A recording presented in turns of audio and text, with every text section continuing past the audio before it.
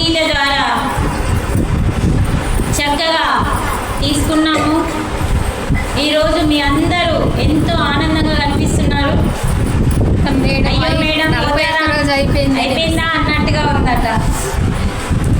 అందుకే మీరు అందరూ ఆనందంగా ఉన్నారు కాబట్టి అందరు బంగారు కొండల్లా కనిపిస్తున్నారు. ఇలాగే ఉండాలి, అందరం ఆనందంగా హ్యాపీగా జీవిస్తేనే వచ్చిన రోగం భయపడి పారిపోవాలి. వచ్చిన రోగానికి మనం భయపడదు. ఎందుకంటే మనం చేసిన కర్మని బట్టి, అలాగే మన ఆలోచనలు అనవసరంగా ఉన్నాయి కాబట్టి, మనం తెచ్చుకున్న రోగమే కాబట్టి మనం భయపడకుండా దాన్ని ఎలా పోగొట్టుకోవాలో జ్ఞానం తెలుసుకోవాలి. అప్పుడు ఆ రోగం ఇంకెప్పుడు ఇక్కడికి రావద్దురా బాప్రే అనేటట్టుగా మనం పోగొట్టుకునే స్థితికి ధైర్యంగా ఆనందంగా హ్యాపీగా జీవించడానికి ఈ 41 రోజు ఇక్కడ మనం ఎన్నో విషయాలు నేర్చుకున్నాం. మరి ఈ చివరి రోజు ఎంతో హ్యాపీగా మరి పద్మ మనకి ఇంత గొప్పగా కార్యక్రమాన్ని పద్మాశంకర్ గారిద్దరు దంపతులు గ్రేట్ మాస్టర్స్ మరి మనకి చక్కటి అవకాశాన్ని నేర్చుకునే అవకాశం, నేర్పించే అవకాశం మనకి ఇచ్చారు కాబట్టి మరి వారికి ఒకసారి గట్టిగా ధన్యవాదాలు.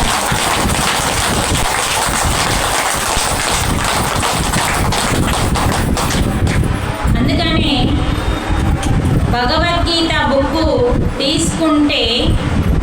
తీసుకున్న దాన్ని ఎలా చదవాలో కూడా నేను మీకు నేర్పించిన. ఏదో పని ఉంది కొద్దిసేపు అవుతా అయిపోయి తీసుకున్నా కదా అన్నట్టు అవుతే అది ఎక్కది. అర్థమైందా? భగవద్గీత అంటే భగవంతునితోనే ఉన్నాను. చూడండి, ఒక్క శ్లోకం మనం పొద్దున నేర్చుకున్నాం. భగవంతుడు మనకేం చెప్పిండు ఆ శ్లోకంలో? ఫస్ట్ శ్లోకం చదువు, ఒక ముక్క అర్థమైతే ఒట్టు. మరి దాన్ని వివరిస్తే ½ టైం పట్టింది. అంటే చూడండి, అంటే ఏ స్థితిలో ఉంది గీత? ఎందుకంటే 3 యోగులు కలిస్తే వచ్చింది అది. వినాయకుడు, వ్యాసుడు, భగవాన్ 3 కలిస్తే వచ్చిన గ్రంథం ఎంత స్ట్రాంగ్గా ఉంటుంది. మరి మనం ఎంత స్ట్రాంగ్ అయితే చదవచ్చు? స్ట్రాంగ్ అంటే నీ భావమే ముఖ్యం. నీ భావంలో ఏ భావంతో చదువుతున్నావు? ఈరోజు నేను భగవంతునితో కాసేపు ఉంటాను. భగవద్గీత అంటేనే భగవంతుడు తన నోటి నుంచి వచ్చింది. అలాంటి గ్రంథంతో నేను సాక్షాత్తు భగవంతునితోనే ఉంటాను కాసేపు అని మొదలుపెట్టినప్పుడు ఏ సౌండ్ కూడా, ఏ ఫోన్ రింగ్ కూడా నీకు వినిపించని స్థితిలో వెళ్ళి చదవాలి. ఎందుకంటే భగవద్గీత నేను మీకు ఫస్ట్ రోజు వచ్చినప్పుడే చెప్పిన. పెళ్ళి కాకనే ముందు నేను చదివిన భగవద్గీత అని చెప్పినా లేదా? ఎలా చదివినా? చదవాలి కాబట్టి అర్థం లేకుండా, అర్థం కాకపోయినా, తప్పులు ఒప్పులు ఉన్నా కూడా తప్పైతే క్షమించు అనుకుంటా చదువుకుంటావేనా. కానీ ఇక్కడ ఏం ఎక్కలే. ఎందుకంటే మన స్టేజీ 0. అందుకనే ధ్యానం చేస్తే, జ్ఞానం వస్తే అప్పుడు గీత అర్థమైంది. మరి ఈరోజు కొన్ని వందల గ్రామాలలో కొన్ని వందల వేల స్త్రీలతో చదివిస్తూ వాళ్ళు ఇంకా చెప్పే స్థితికి వచ్చేటట్టుగా తయారు చేస్తూ ఉన్నాను. అంటే ఈరోజు నేను ఎంత శ్రద్ధగా, ఎంత గొప్పగా ఆ భగవద్గీతని అర్థం చేసుకుంటే, ఎందుకంటే అది రిలీజ్ రోజు నాడు నా చేతికి వచ్చింది. కానీ అప్పుడు నేను కూడా చదవాలి. ప్రతిరోజు భగవద్గీత ధ్యానంలో కనిపిస్తుంది. నేను చదువుతున్నా కదా అందుకే కనిపిస్తుంది అనుకున్నా. కానీ దాని పరమార్థం అది కాదు. చదువుతున్నా కానీ నీ బుర్రకి ఎక్కట్లేదు కదా. మళ్ళీ పత్రిజీ రిలీజ్ చేసిన గ్రంథం నా చేతికి వచ్చి నుంచే కనిపిస్తుంది. అది అంతకుముందు ఎప్పుడు కనిపించలే. అప్పుడు అర్థమైంది ఎందుకు ఊకే కనిపిస్తుంది అంటే, మళ్ళీ ఒకరోజు ఆ గ్రంథం వేరే పుస్తకంలో ఇంకుతూ ఉంటే ఆ భగవద్గీత కనబడ్డది. కనబడ్డప్పుడు పత్రిజీ కదా రిలీజ్ అయిన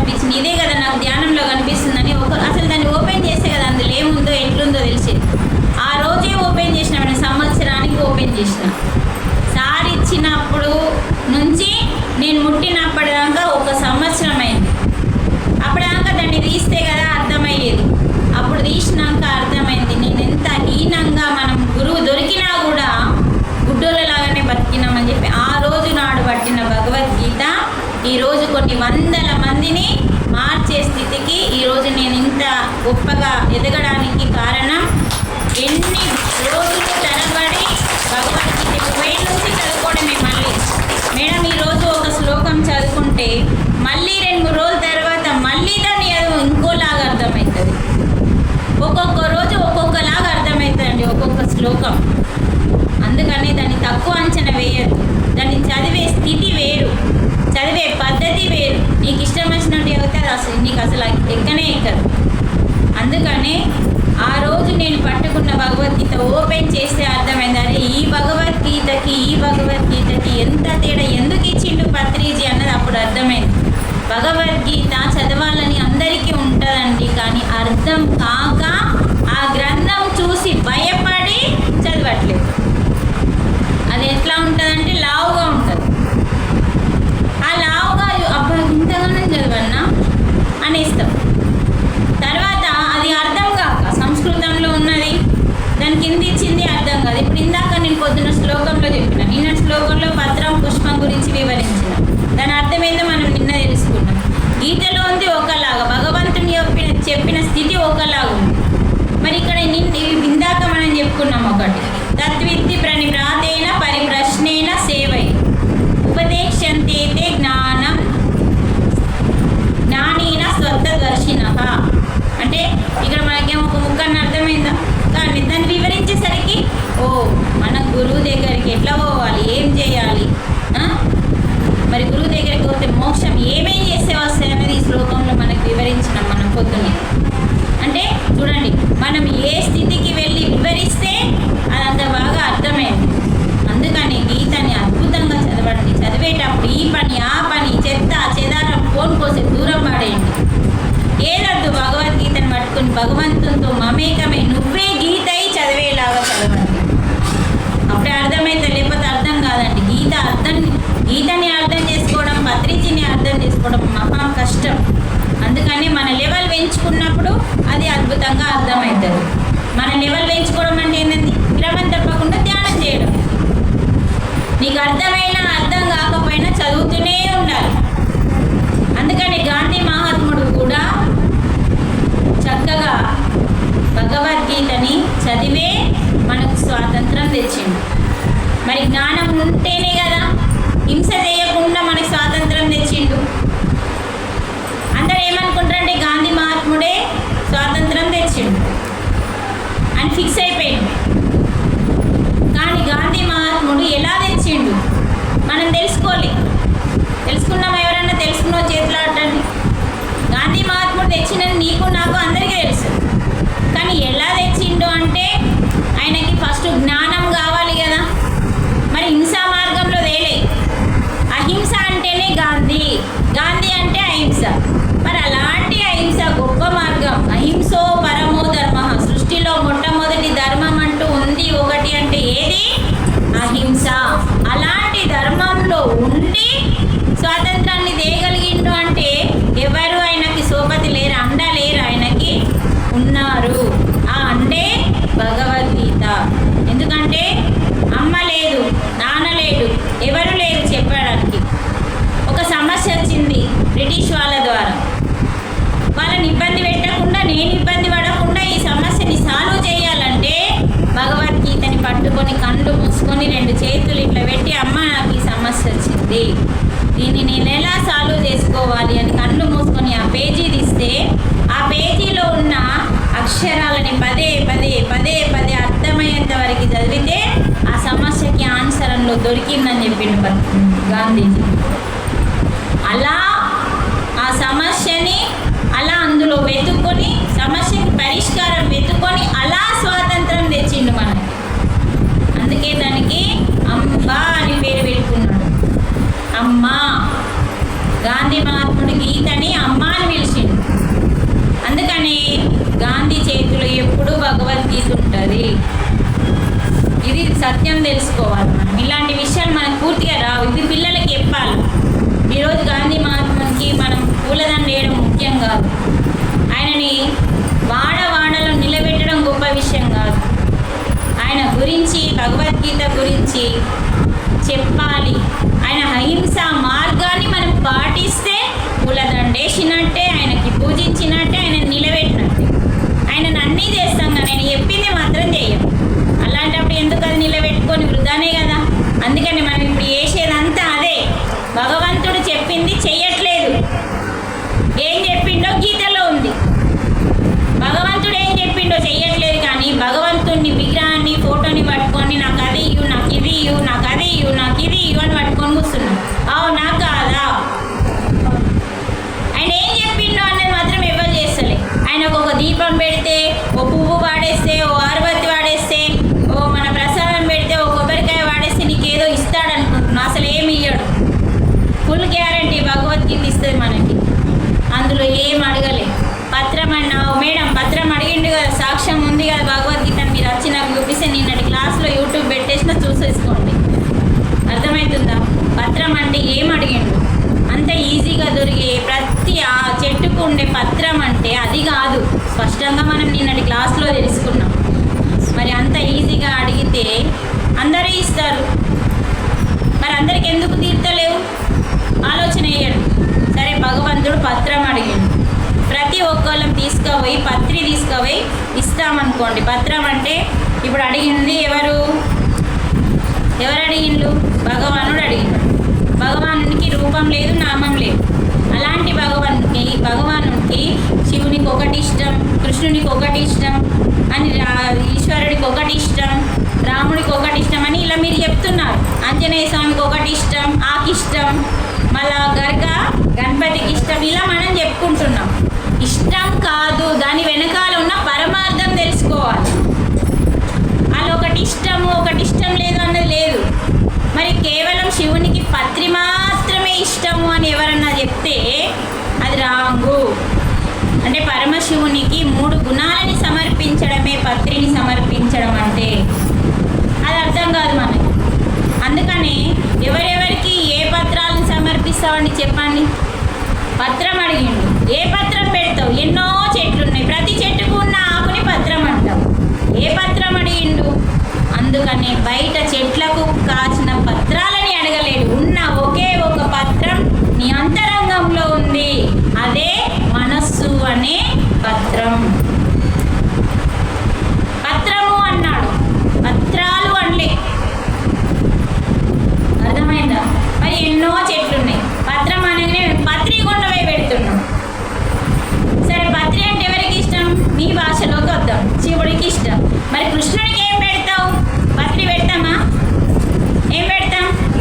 అది పత్రి అవుతుందా? పత్రి అవుతుందా? కాదు. మరి పత్రి ఆయన ఒక్కొనికైనా పెట్టేది? చూడండి, లోతులోకి వెళ్తే ఎన్ని వెళ్తాయో. మరి ఈయనకేం పెడతాం? ముందు పూజ చేస్తే ఆయనకి వినాయకునికి ఏం పెడతాం?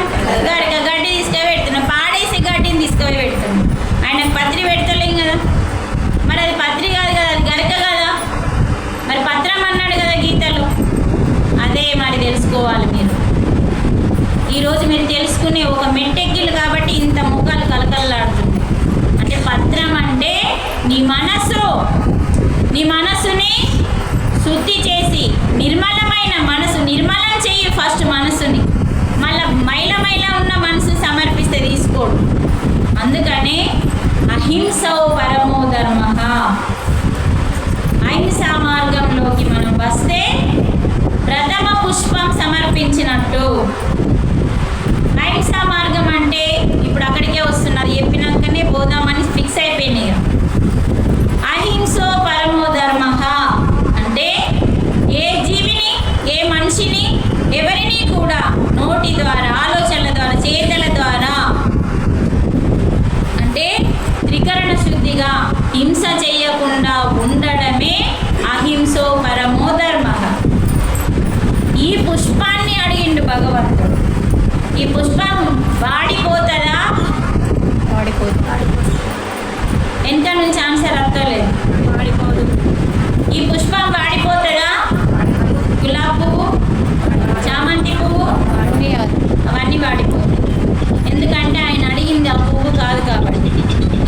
అందుకనే అహింసో పరమో ధర్మ. ఆ ధర్మం, మొట్టమొదటి ధర్మం అనే పుష్పాన్ని నీకు అడిగి, ఆ పుష్పం మనం ఇవ్వాలి. ఆ పుష్పం మీరు ఎవరు ఇవ్వట్లేదు.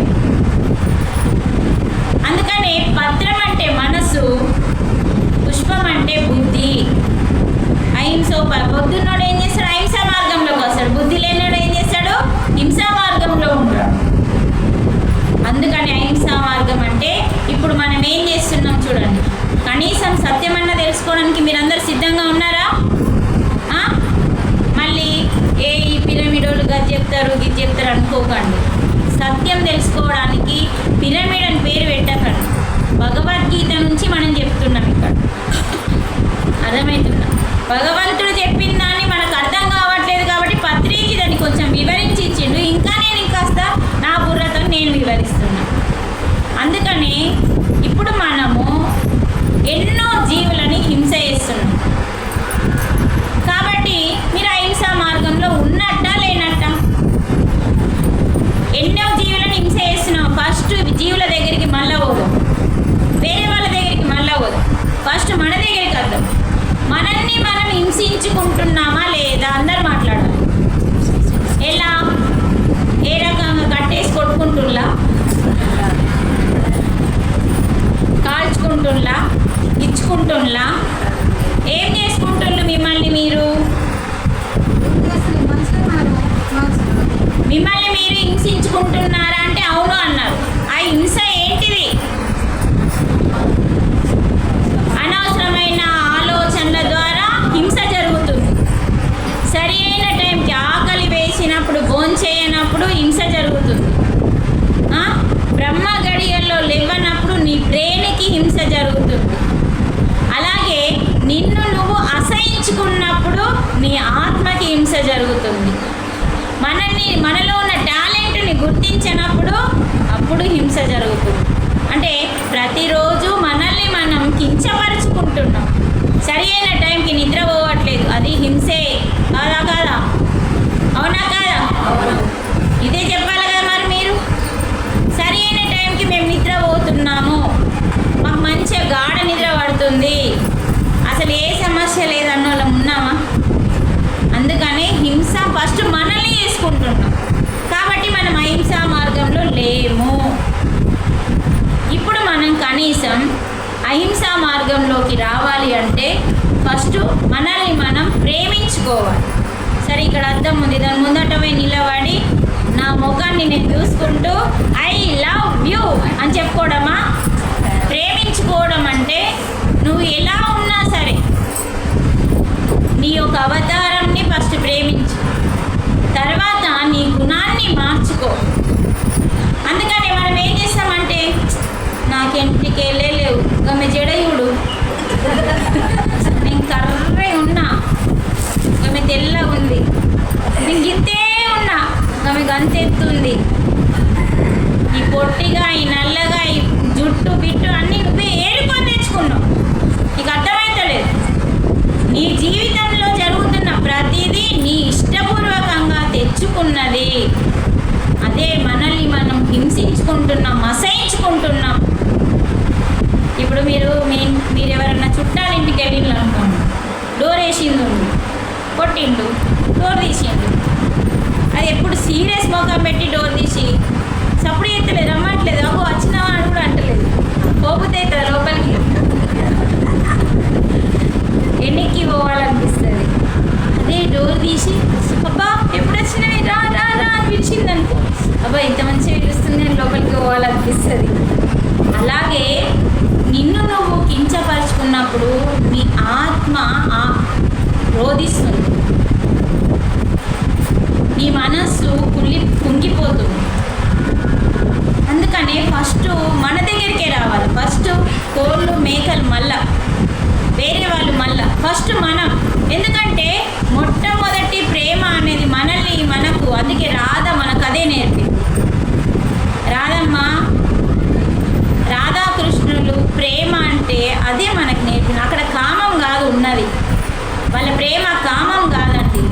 ప్రపంచానికి అందించిన నిజమైన ప్రేమ అంటే అందరినీ శత్రువులతో సహా ఇష్టంగా ప్రేమించిన ఆ ప్రేమని చూడమన్నాడు. మనం వాళ్ళలో కామాన్ని చూస్తున్నాం.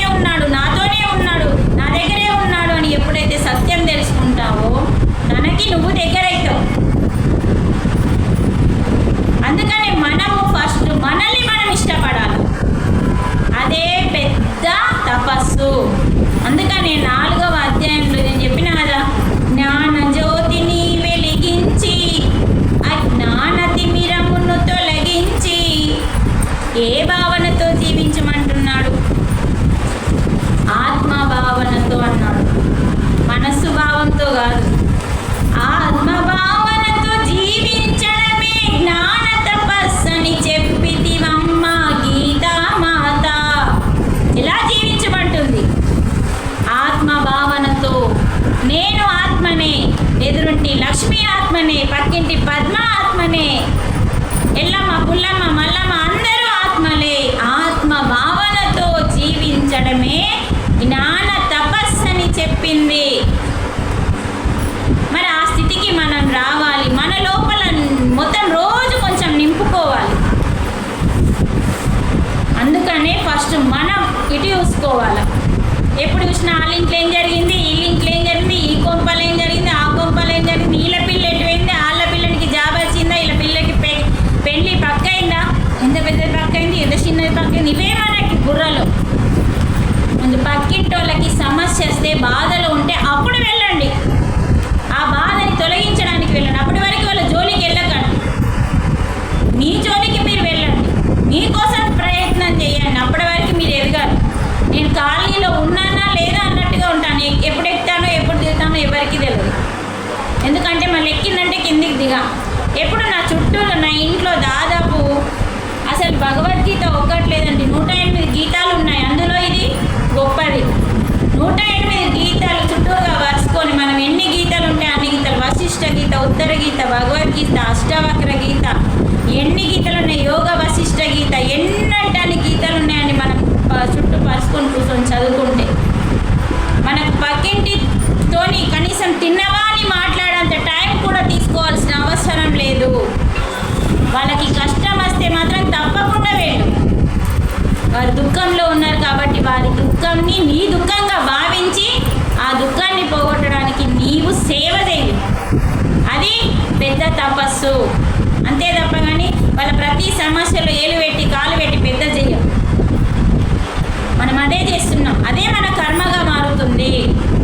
అదే మన పాపపు కర్మ. నేనే పాపం చేయాలని చెప్పుకుంటాం కానీ చేస్తున్నాం, తెలుస్తలేదు మనకి. మనం చేసే పాపం సూక్ష్మంగా ఉంటుంది. అందుకని ఏ జీవిని చంపే హక్కు ఎవరికీ లేదు. ఎందుకంటే మనం తినే ఆహారం సాత్వికమైన శాకాహారం తినాలి. ఎందుకంటే ఒక జీవిని చంపుతున్నామంటే దానికి ప్రాణం పోసే శక్తి లేదు కాబట్టి. ఎందుకు చంపుతున్నాము? తినడానికి మాత్రమే చంపుతున్నాము. అందుకని అది పాపంగా మారుతుంది. మరి సరే తిన్నాము, తిన్న రోజు ఎందుకు గుడికి పోవట్లేదు, తెల్లారు ఎందుకు నెత్తి కడుగుతున్నావు, ఇల్లు కడుగుతున్నావు, అది అర్థం కావాలి. ఎందుకంటే ఏ జీవికి ఇంద్రియాలు ఉంటాయో ఇది బాగా వినండి అందరూ. ఒక టమాటాకి కండ్లు, ముక్కు, చెవులు, నోరు ఉన్నాయా? ఇప్పుడు మాట్లాడతలేరు అందరూ. మీరు మాట్లాడినంతసేపు నా టైం పెరుగుతుంది. నేను ఏ రాత్రి పోతున్నది తెలియదు. 12 అవుతుందో 11 అవుతుంది ఇంటికి. చూడండి, ఆలోచించి. రేపు సినిమా లేకపోతే నేను నిన్నే ఉండేదాన్ని. రేపు సినిమాలో ఉన్నాయి కదా, అది రేపే పోయేదాన్ని. మంచిగా ఇలా ప్రశాంతంగా అందరితో ఎంజాయ్ చేసేదాన్ని. చెప్పండి, ఏం లేవు? టమాటాకి లేవు, మేకకి, కోడికి. అంటే ఇక్కడ మనకు భగవంతుడు ఏం చెప్తున్నాడంటే ఏ జీవి బాధని నీ బాధగా భావించి దానిని రక్షిస్తావో, అందుకే పక్కింట్లో దుఃఖం ఉంటే వెళ్ళి సేవ చేస్తే అది భగవంతుని దృష్టి నీ మీద పడుతుంది మేడం.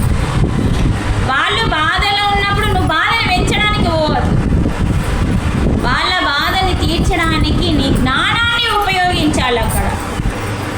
అందుకని భగవానుడు గీతలో ఒక శ్లోకంలో ఏం చెప్తుందంటే, ఎవడంటే నాకు ఇష్టము అంటే చెప్తున్నాడు అక్కడ. ఎవడైతే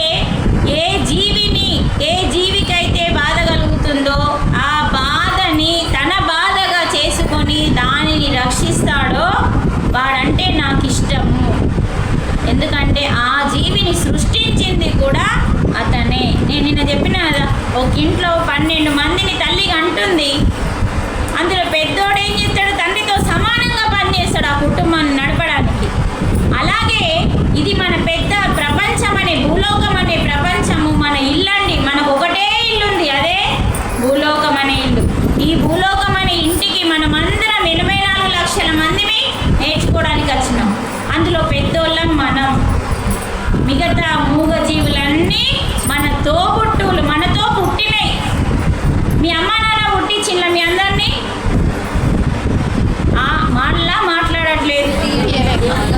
మనని సృష్టి చేసింది ఎవరు?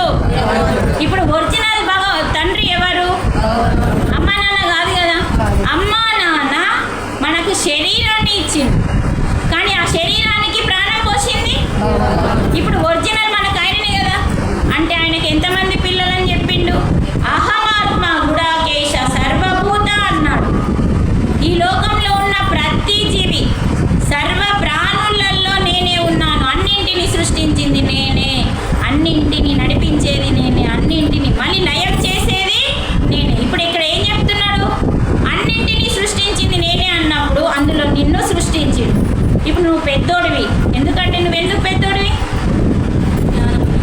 Very good, super. ఎందుకు పెద్దోడివి? నీకు బుద్ధి జ్ఞానం ఉంది కాబట్టి. విచక్షణ జ్ఞానం పెట్టిండు. ఏది మంచిదో ఏది చెడ్డదో ఆలోచించుకోవడానికి శక్తిని పెట్టిండు. అందుకే మనం పెద్దోళ్ళం. మరి ఏ కోడికి మేకకి ఇవి లేవు కదా. అందుకని అవన్నీ మన తోబుట్టువులు, నోరు లేని జీవులు. మన ఇంట్లో 12 మంది పుట్టినాం, ఒక్కొనికి నోరే లేదనుకో. మీ 11 మంది ఏం చేస్తారు అని మీరేం చూపిస్తారు?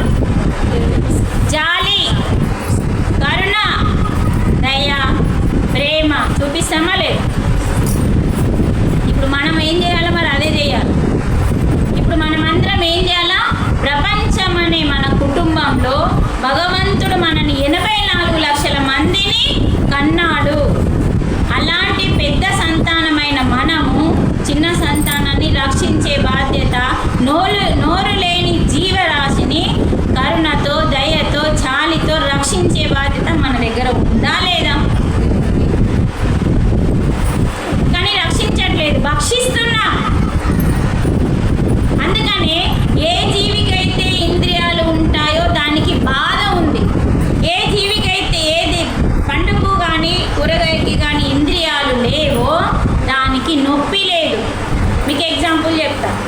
టమాటా, వంకాయ, మిరపకాయ ఏ కూరగాయ కన్నా మీరు తీసుకోండి, అందులో నుంచి రక్తం రాదండి. మంచిగా వినండి. తినేవాళ్ళు వినండి, తినని వాళ్ళు వినండి, మానేసేబోయే వాళ్ళు వినండి, మేము మానేయం అన్న వాళ్ళు కూడా వినండి. ఎందుకంటే కనీసం సత్యం తెలుసుకోవాలి. మీరు మానేస్తారా మానేయారా తర్వాత సంగతి.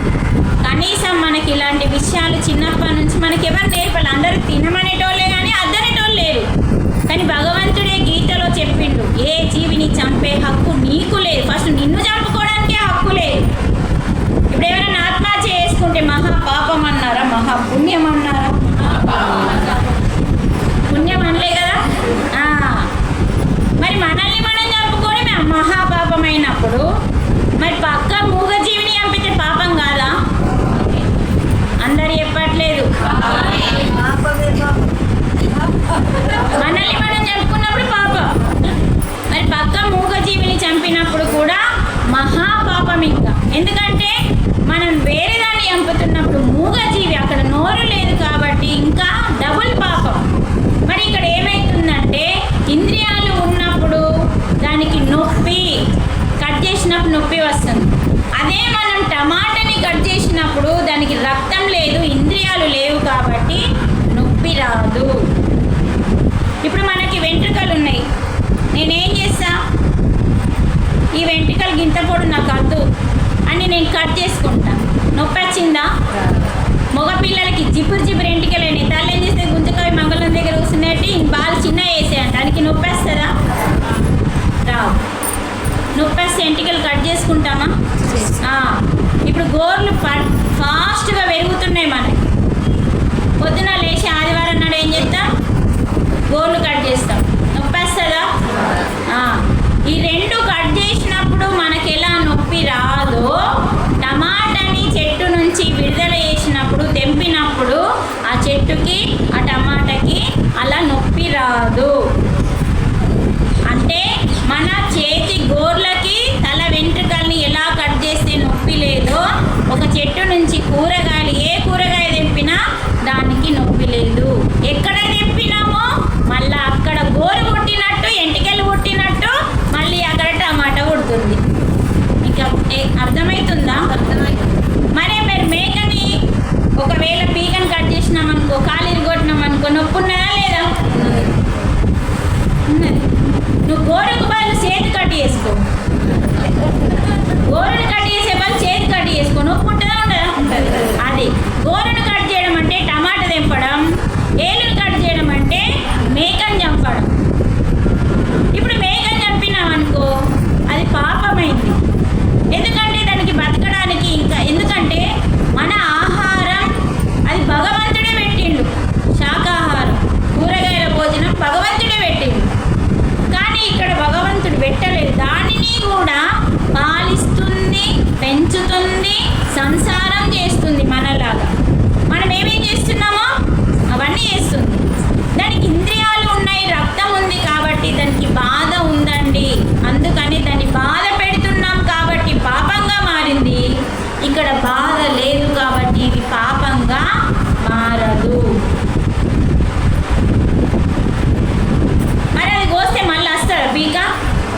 నువ్వు టమాటా కోస్తే మళ్ళీ వస్తుంది. ఎందుకంటే మనం చెట్టు ప్రాణం తీయట్లేదు. చెట్టుకు వచ్చిన టమాటా, వంకాయ, బెండకాయ, పచ్చిమిరపకాయ, కూరగాయలు వాడుండిగా, బీరకాయ, బెండకాయ, దొండకాయ తెంపుకుంటున్నాం. ఆలోచించండి. అంటే ఎక్కడైతే నర్వస్ సిస్టమ్ ఉండదో, అంటే నాడులు ఉండవో, నొప్పి ఉండదు. ఏ టమాటాకి నాడి ఉందో చూపియండి. టమాటాలకి, వంకాయలకి, బెండకాయలకి నాడులు ఉన్నాయా? లేవు. రక్తం లేదు. నర్వస్ సిస్టమ్ ఉన్నప్పుడు నొప్పి ఉంటుంది. కాబట్టి మనం చెయ్యడం తప్పు. ఆ తప్పే పాపము, పాపమే రోగము, రోగమే నరకము. ఇది వేస్తున్నావు కాబట్టి కర్మగా మారింది. కర్మ వేసినావు కాబట్టి మళ్ళీ జన్మ రావాలి. అందుకే పునరపి మరణం, పునరపి జననం. అందుకని ఏ జీవిని చంపి తినే హక్కు మనకి లేదు. ఎందుకంటే తిన్నామంటే తల గడుగుతున్నాం, ఇల్లు గడుగుతున్నాం, అన్నీ గడుగుతున్నాం. మరి తిన్న రోజు గుడికి పోవట్లేదు. ఎందుకంటే కౌస్ తిన్నాం. కౌస్ తీసి ఏమవుతుంది? పోతే అంటే పాపం తగులుతుంది అంటున్నాం. సరే, కౌస్ తిన్నాక గుడికి పోతే పాపం తగులుతుందా అని నువ్వు అన్నదాన్ని నీ నోటితోనే అన్నప్పుడు, మరి నువ్వు తిన్న తిండి పేరే పాపం తిండి. కాబట్టి పాపం తిండి తిన్నావు కాబట్టి గుడికి పోతే పాపం తగులుతుంది. నేనైతే పప్పుచారు తిన్నాను. నేను పోవచ్చా గుడికి? పాపం తగలదా? అది దాని అర్థం.